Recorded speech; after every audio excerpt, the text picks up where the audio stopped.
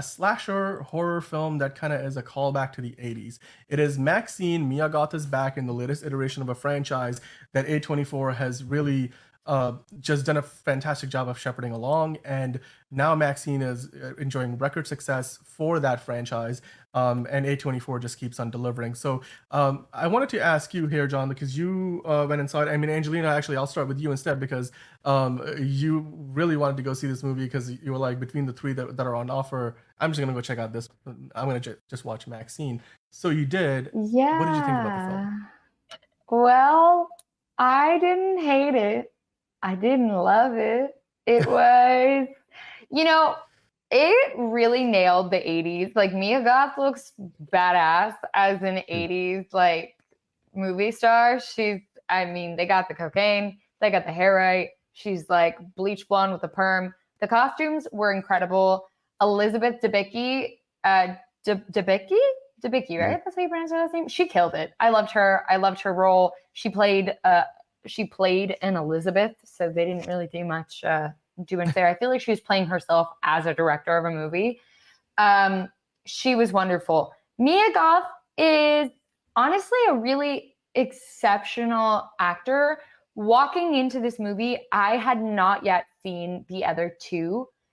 So with that being said, I kind of like read up on it and we just went in watching it as we needed to watch it.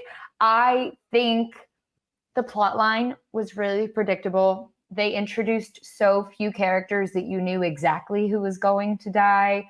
The only thing that was shocking was that situation, like the villain ends up, spoiler alert, ends up being her father, which I guess Whoa, they whoa, had whoa. Okay, all right. alluded You did to. say spoiler alert. Yeah, I So, did. I did. yeah. I guess they had alluded to in the first movie. Yeah, I'm not in love with it. It was good for what it was. I would have preferred this be on streaming at home. I don't think this needed a movie theater. With that being said, it is the best, highest grossing movie of all three of them in the theaters. I don't know if Mia Goth is going to be able to move past this, which actually makes me a little upset because she is a really exceptional actor.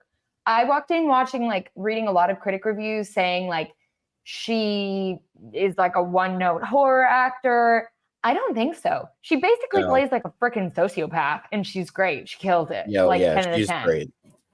So I would say her performance was better in Pearl. I would say try to watch all three back to back because X, she was good. She was very good there, but it was more of an ensemble.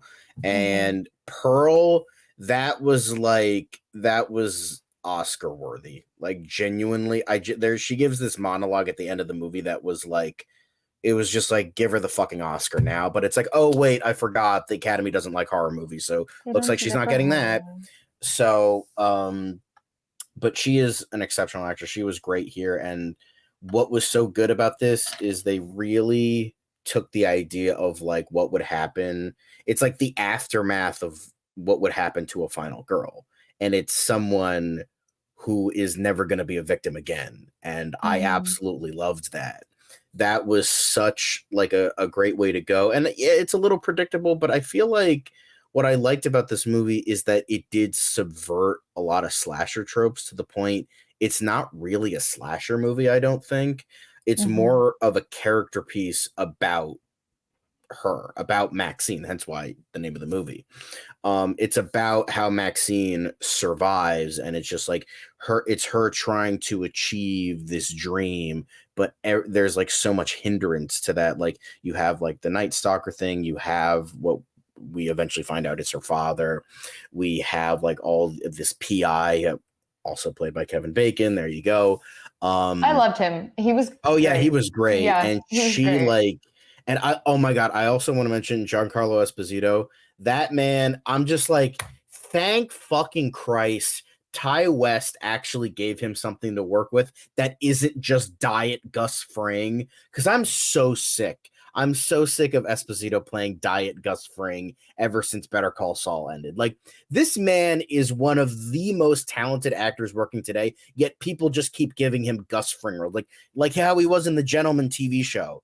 he's just like, oh, he's just another meth empire kingpin. It's like, okay, great, boring. Yeah. But no, he plays a sleazy entertainment lawyer / agent. I didn't And really even see though it coming either. Yeah. and even though he's I was barely like, in the movie, he fucking oh. stole every scene he's in. He was great, Mhm. especially with the scene towards the end of the film, with you know, Kevin Bacon and the car. That was great. So yeah, I think I could this have, and never I mind. kind of want to run this by you too, though. I could have so done without Halsey's cameo, like cast Yeah, that someone she was else. pointless. She She was was pointless. so literally so pointless. And her accent that she did was so thick that it felt like Halsey and Lily Collins like showed up in this movie just to have the most fun on set. And then they forgot that they were acting.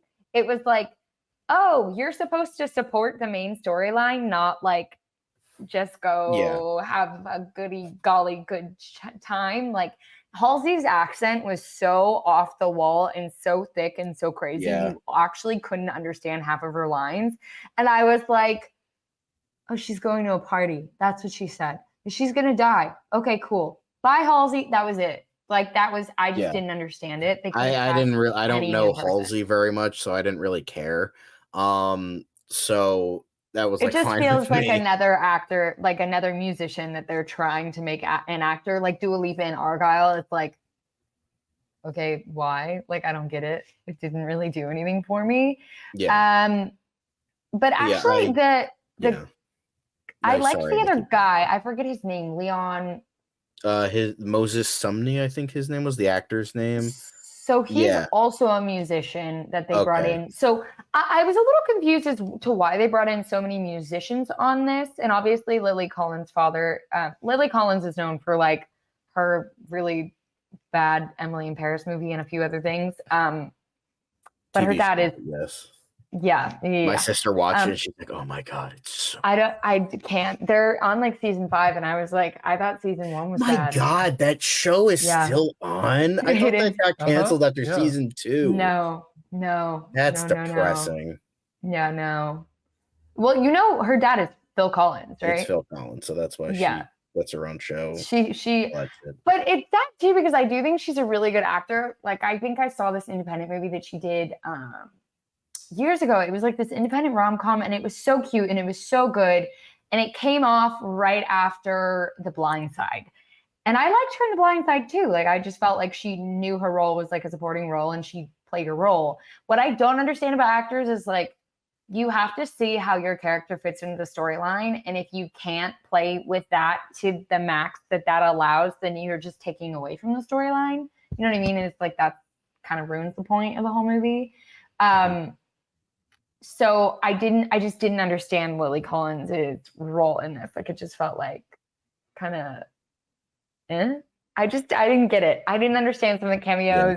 It was just kind of stupid. I feel like there was some producer on this movie that had promised all of these actors to like work with them on something and put them in this movie. That's how I feel. I guess so, but I mean, yeah, the movie's I love the less than aesthetic 10 though. million. You were talking about the costumes and the hair and stuff like that. I'm like, oh, that was the best part of this movie. That's probably why I like it. I like it a little bit more than X, even though X is probably the better movie. I liked the aesthetic here. That was just so good, and they did a really good job. The gore was with great. It. The gore was awesome. I liked how it was used sparingly, but when it is used, it's like in your face to like, it's like, oh, it's like an 80s movie. But I also liked how they didn't go with like typical slasher tropes. I know a lot of people said that, like, oh, they fall into those tropes. I'm like, did you watch the movie? I'm like, literally, the whole point of this movie is to say fuck you to those tropes, because I think that's actually not true. He's like, the whole point of Maxxxine is like, she's not a bitch. She's not a, like, she's a survivor, and she's like, I'm not going to be a victim again. Like, that's I agree with that. But Ty West's whole move, like, I read up because I didn't see the first 2 movies. I did do a lot of research on it, and the horror movie that I have premiering at the movie, the director is such a horror hoe. Like, he wanted to direct this movie. So when I say during COVID, I took a deep dive into all of the OG slasher films before we started filming. This movie hits like almost all of those notes. And I guess every single movie is supposed to hit like a different subgenre of horror, which I see and I love, right? Great. I just feel like this wasn't really scary. It didn't have any of the typical jump scares. Like there was nothing about this movie that was like scary. It wasn't really a horror movie. It wasn't. Like it and was I like, that. ew, gross. I do agree with you. It was a character piece for Maxxxine. It was more of like a character piece mystery film than a Yeah, horror like, film. oh, And I who kind of done like it? that. Maybe because like I don't know, like it was kind of like trying to bob and weave that sort of thing. But I kind of liked that. I like how they didn't like go like that typical thing. I'm not gonna act like it's a perfect movie. I think, you know, the twist involving who the villain really is was very obvious. And I will say that the story was very kind of loosey goosey a little bit. Like it could have gotten like I feel like there could have been like another draft to make it like come together a little bit more, like a little bit tighter. Right. But I still really liked it. Again, I'm a horror nerd, as you can probably tell from the giant Evil Dead poster in the back. But I'm a big horror nerd, and I felt like this was just my bread and butter. Even though I do believe that the two other films are probably better.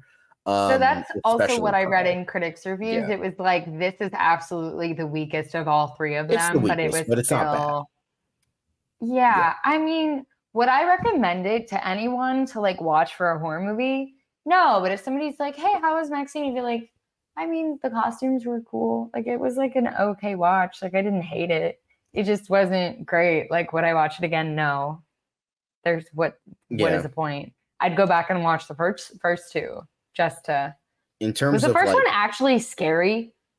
I would say it has some tension filled moments. The thing is, I'm kind of a bad person to ask because I've been so like inundated with horror movies that none of them really scare me that much anymore. To it. Yeah. So like I'm desensitized to it. So like I will say X, from what I remember, does have some like tension filled and creepy moments. Yeah. Pearl is just insane. Like and which has, by the way, David Corenswet in it. That was the movie that made me realize, oh, this guy would be a good Clark Kent. So, you know, it works. It's and Mia Goth is so good in that movie. And yeah, so I do think that I might go back and watch the first two. Yeah. Oh, you guys, I just got a sad alert that Joe Egan died, the Stuck in the Middle with You singer. Oh. I'm sorry. I don't know Stuck who that is. In the middle with you. You guys you don't know what that song is? Oh, okay. Yeah, I know I that. was like, once you sing it, like, I was like, I was like, that's like one of my most famous songs. It's just sad. Sorry guys, that was a brief segue. We just got there's all the news coming out today. He's a Scottish legend. I mean, hey, any particular memories or favorite songs that you guys remember him for? I'm not really familiar with that one. I'm not really familiar with him that much. Well, I mean, hey, condolences out to his family and friends. One of the artists from out in Scotland. He had some music in Reservoir Dogs, it looks like. So yeah, but getting back to Maxxxine, I did want to mention something. We kind of set it up at the beginning of this review. Maxxxine essentially is the third movie in a franchise where each movie has been made for less than $10 million. Mm-hmm. And it's gone to a point where it's just ridiculous how good A24 is at doing this, where they're able to like turn these small budgets into just incredible gains at the box office, something that bigger studios struggle with today. And you're getting to see this movie once again do the same thing, where you've got A-list actors and you've got a movie that has already gone off to a brilliant start at the box office, and it's going to easily make its money back and be profitable. I mean, John, do you think this is the kind of model that could be? I mean, horror movies are a great example of just you spend less money and you spend it wisely. You get creative with your limited resources, and then you make a ton of money at the box office, and therefore you are profitable. What do you think about the strategy here? Again, this is a franchise that doesn't make hundreds of millions of dollars, but it makes more than enough that it can keep going and probably for a very long time to come.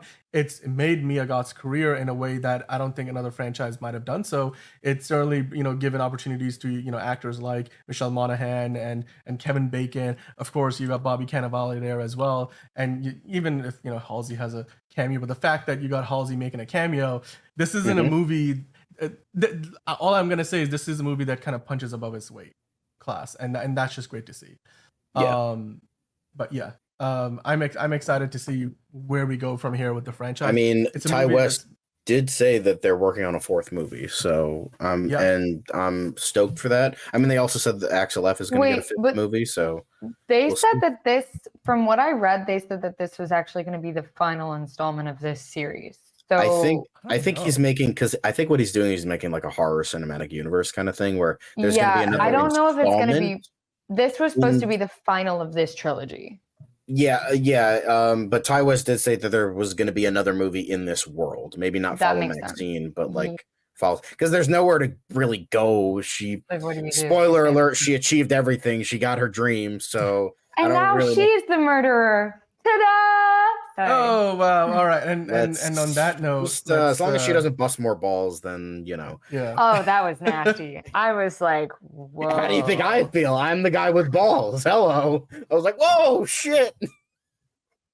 That is. I didn't know those did that.